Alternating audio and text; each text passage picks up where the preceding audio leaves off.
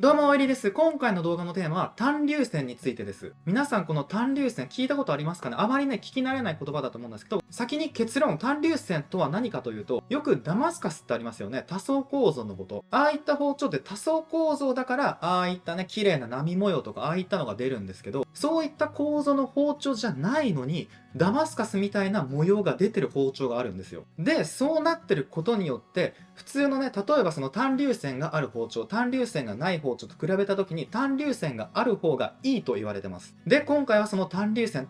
があるとなぜいいのか。で、その単粒線が主なテーマではあるんですけど、今回はそれと同時にこの包丁の紹介もしていきます。なぜ紹介も一緒にするかっていうと、今回の動画を作ろうと思ったきっかけがこの包丁なんですよ。この包丁を研いでたらね、その単粒線が出てきたんですよ。だから、単粒線を説明する前に、ちょっとね、この包丁の紹介もしたいなということで、ぜひね、最後までお楽しみいただけたらと思います。では早速、包丁の紹介から。今回の包丁っていうのは、刺身包丁、八寸、霞、白一、郷馬之助義弘の包丁です。刺身包丁っていうのはもう種類ですね。刺身を引くための包丁。別名柳刃包丁とも言われます。で、8寸っていうのは24センチのことです。1寸3センチなのでそれで24センチですね。で、次、霞ですね。霞っていうのは合わせ包丁のことです。包丁って合わせと前後って言われるものがあるんですけど、合わせっていうのは複合鋼ですね。さっき言ったダマスカスとか多層構造もそれに含まれるんですけど、要は1枚でできてない、その切れる材質の鋼と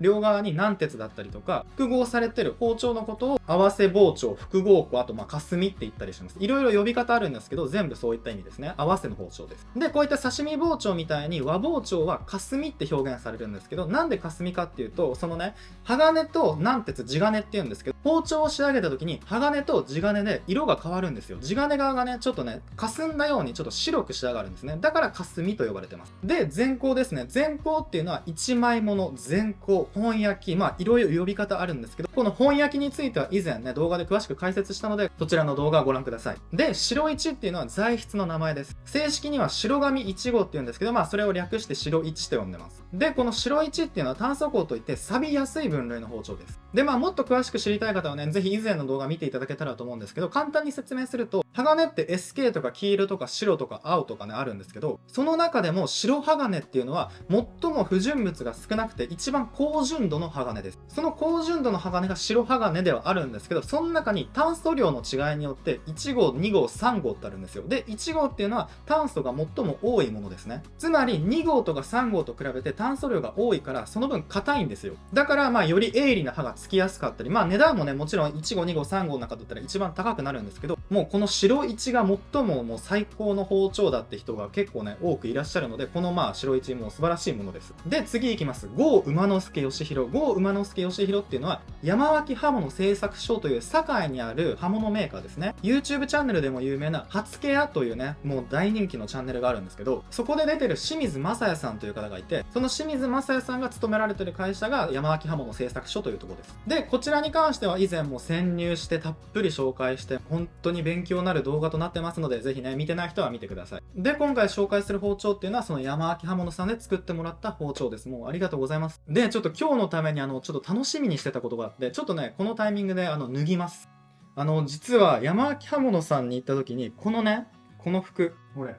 今日はね、こちらの服を着て動画を進めていきたいと思います。本当にもうありがとうございます。はい。では、包丁の紹介また続けていきます。今、郷馬之助義弘って言ったんですけど、なんでね、郷馬之助義弘なのか。日本刀好きな人はね、ご存知だと思うんですけど、日本三大刀鍛冶。それっていうのは、天下三作って呼ばれてるものがあって、豊臣秀吉にも最もね、気に入られた、すごく大切にされた刀工っていうのが3名いて、それはもう天下に名高いもう名刀であると、もう別格にね、特別扱いされた3人の刀工っていうのがいるんですよ。で、その3人のうちの1人に郷馬之助義弘っていう方がいます。残り2人っていうのは、粟田口藤四郎義満とか、宗主五郎入道正宗ですね。そういった方たちがいて、そのうちのその3人の1人ですね。で、山脇刃物さんは郷馬之助義弘っていうね、もう力のある名前を借りて、もう包丁のね、そのブランド名にしてるみたいですね。で、今からその使ってみた感想っていうのをお伝えしていきます。もうね、使ってみて本当にびっくりしたのが、とにかく綺麗。綺麗っていうのは見た目だけではない。その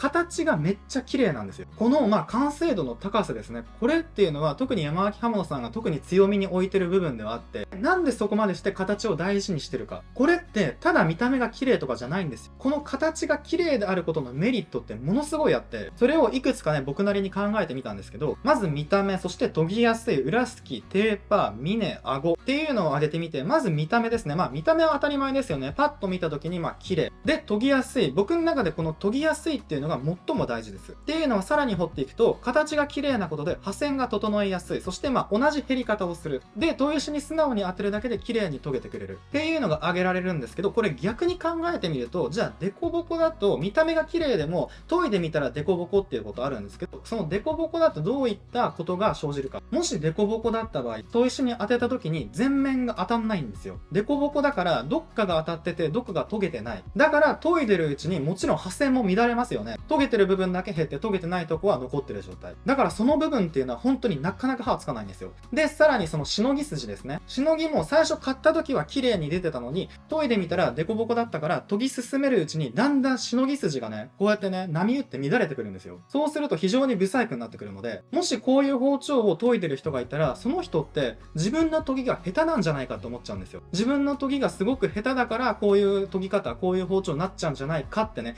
勘違いしちゃうんですけど、本当に元から綺麗な形の包丁を扱ってたら、砥石に素直にペタッと当てて前後運動をさせれば、基本的にもう綺麗に研げるんですよ。だから、この綺麗さ、形の綺麗さっていうのは本当に大事になってきます。では次、裏すきですね。片刃包丁ってよく言ってる通り、裏って平らじゃなくてえぐれてるんですよ。それを裏すきって言って、で、その裏の縁にある平らなところのことを裏押しって言うんですけど、この裏の状態ってもう片刃包丁のもう命と言われてて、本当に大事なんですよ。だからこの裏すき、裏押しの状態がきっちり刃元から切っ先まで、同じようにね、スーって線みたいになってる状態。これが部分的にね、幅が広かったり細かったりするとね、これもね、切れ味に影響するんですよ。だからこの裏すきの状態の綺麗さ。で、次、テーパーですね。テーパーっていうのは先細りといって、刃元から切っ先にかけて厚みがどんどん抜けてる状態のこと、細くなってる状態のことをテーパーと言います。で、和包丁っていうのは基本的にこういったものが多いんですけど、中にはね、そのもう刃元から切っ先までもう同じ厚みのものとか、これもね、でもデコボコしてるものとか、そういったものがあるんですけど、このテーパーがきっちり作れてるかどうか。このテーパーがあることによって材料を切るとき、刺身を引くときにだんだん抜けていくような刃になるんですよ。だからこのテーパーっていうのもめっちゃ大事で。で、あと残り2つの峰とか顎なんですけど、もうね、この山脇刃物さんね、背磨きとか顎磨き、もうそこの綺麗さ、こだわりっていうのがものすごくて、もうめっ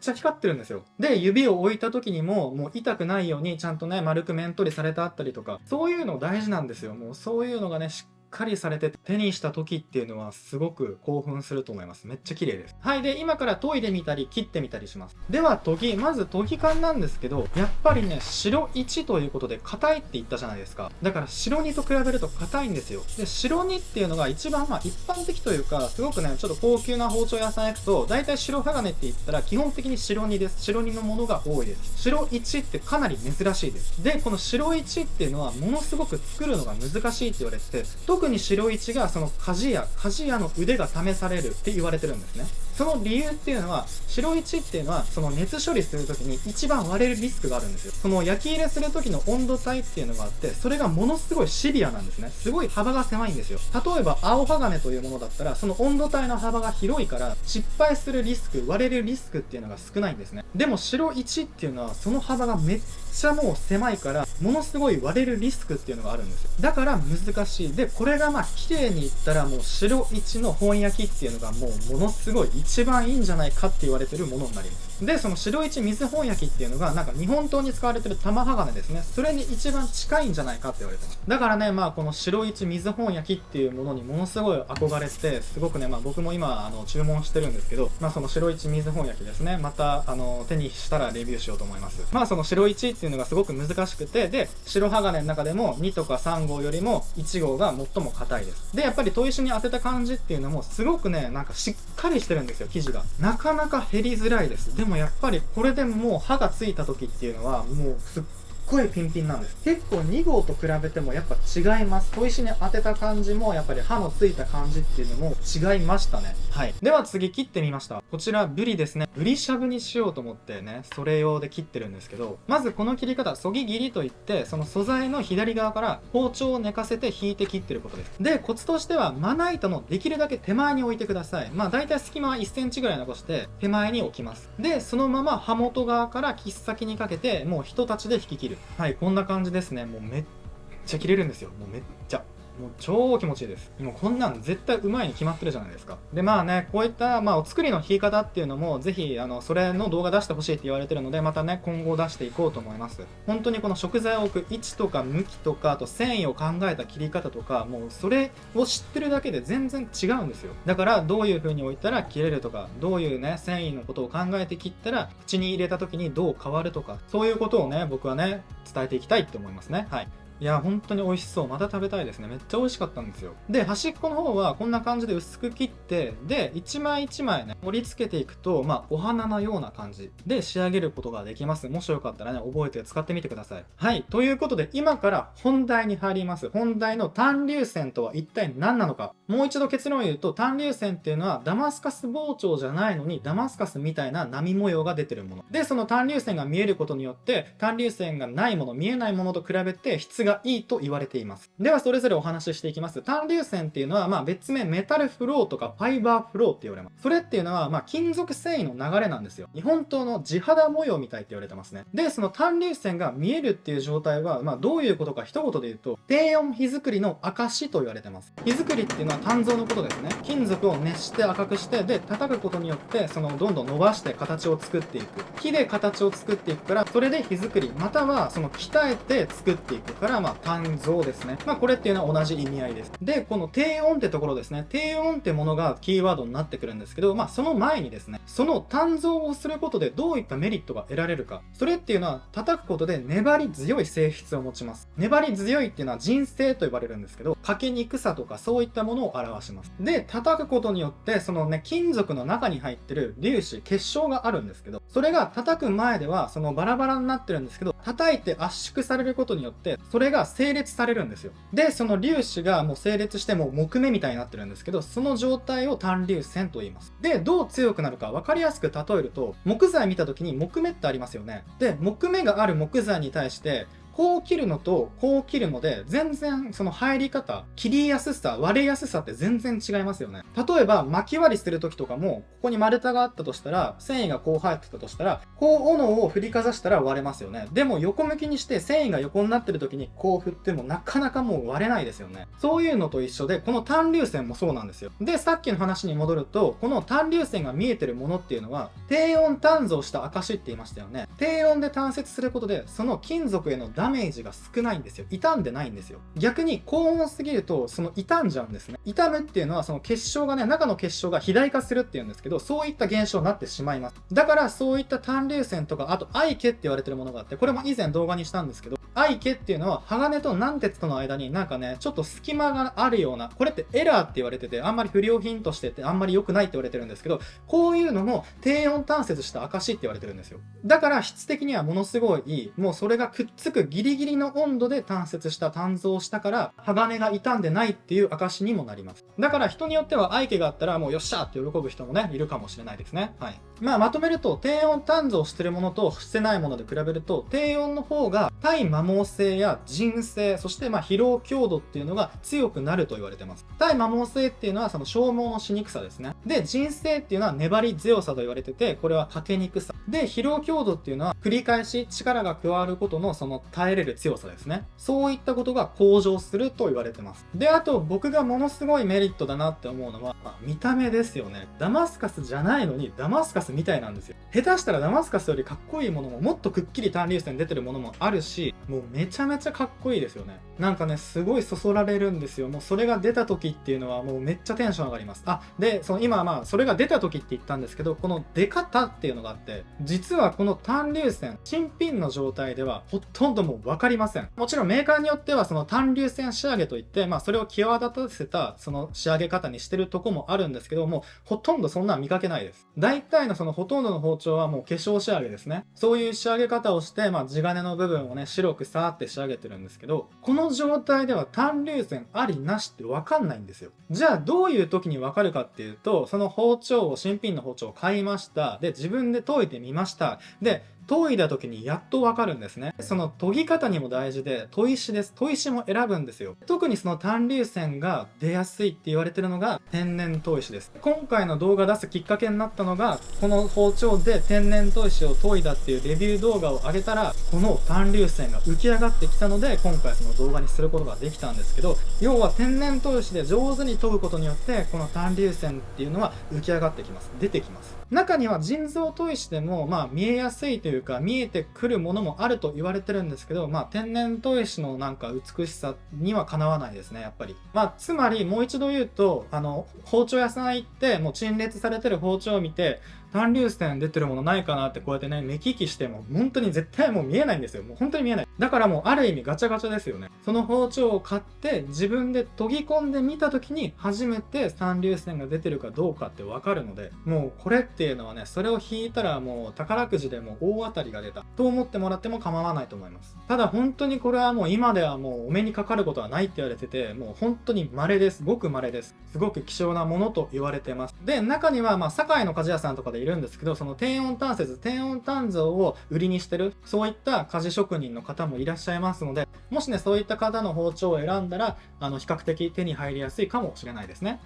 はい。という感じで今回のテーマである単粒線については一応以上ではあるんですけど、最後に僕から伝えたいことですね。すごい切れ味において、どういったものが影響してくるのか、これすごい大事なんですよ。っていうのは今回の動画の内容でもわかる通り、切れ味は鋼材の種類ではなく、その包丁を作るまでの過程、どういう作り方をしたかなんですよ。例えばそうですね、カレーに例えると、カレーの美味しさっていうのは、もう材料云々じゃなくて、どのように作ったか、どういう風に火を通して、で、それをどういう風に寝かして、2日経った方が美味しいのかとか、そういう、どういう風に作ったかっていうのが大事なんですよ。で、もっと切れ味について言うと、その切れ味を決める5つの要素っていうのがあって、それっていうのは、鋼材、鍛冶、研ぎ、厚みで切り方ですね。この5つがものすごい大事になってきます。上から行くと、鋼材っていうのは、白鋼、青鋼、錐金、銀酸とかね、スーパーゴールドとか、そういったそもそもの鋼材、素材ですね。で、鍛冶っていうのは火作り、焼き入れですね。どういう風に叩いて、どういう熱処理をしたか。で、研ぎっていうのは、その山脇刃物さんのこの美しさのように、どういう形、どういうクオリティも裏すきの状態とか、平の状態、切り刃の状態っていうその研ぎ、形の研ぎですね。で、厚みっていうのは、やっぱりその包丁自体の厚み。厚みとか刃先の角度もそうですけど、もちろん薄ければ薄いほど切れ味っていうのはいいです。食材に対して抵抗なく入っていくので。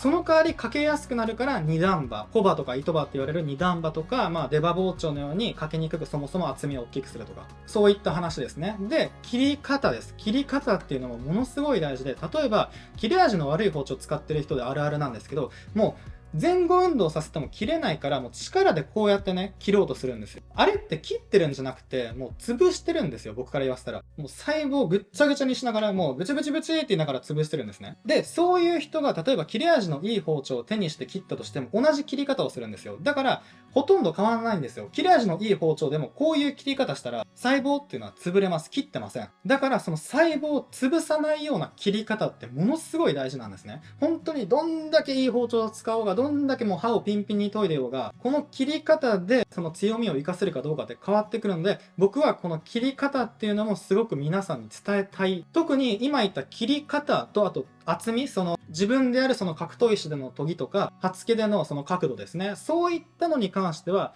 自分が包丁を買った後、自分で変えれることなんですよ。自分の技術なんですよ。でも、それ以前の研ぎ、家事、あと鋼材っていうのは、それぞれのその会社、メーカーさんの技術なので、使う人の技術によってその切れ味を変えれるってなったら、その残りの2つ、切り方と、あと自分の研ぎですね、厚みを減らしたり、その最終刃付けの角度をどうしたらいいのかっていうのは、自分の技術で変えれることなので、そこをもう皆さんには極めてほしいですね。ぜひね、包丁だけじゃなく、その食材の切り方っていうのも、いろいろ勉強、そして頑張ってね、かつらむきとか、もう本当に切れるようになったらすごい楽しいですよ。で、その切るためにもいい包丁っていうのは必ず必要なので、もう本当に道具からです。もういい道具を使ってこそいい技術っていうのが生まれるので、料理をもっと楽しくしたい、もっとね、気持ちいい切れ味を実感したいって方は、いい包丁を買うことから先です。で、その後に、その魅力を最大限に引き出す切り方っていうのを勉強、学んで、日頃ね、練習してみてはいかがでしょうか。はい、という話でした。今日はね、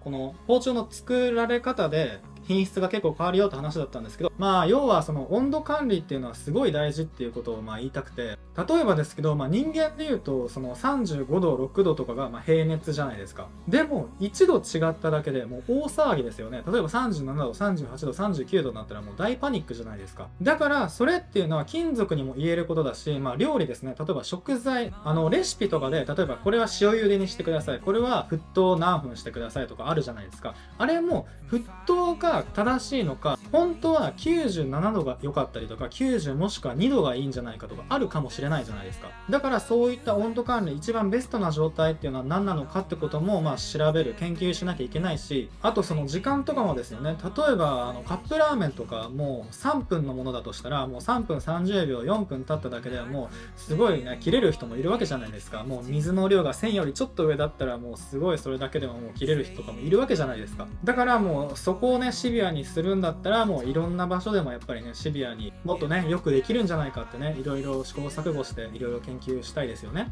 はい、ということをね、今回伝えたかったので動画にしました。ここまで見ていただきありがとうございます。それでは今回の動画少しでもいいなと思っていただきましたら、ぜひグッドボタンとチャンネル登録よろしくお願いします。そしていつもコメントくれる方、とても励みとなっております。ありがとうございます。ではまた次の動画でお会いしましょう。ありがとうございました。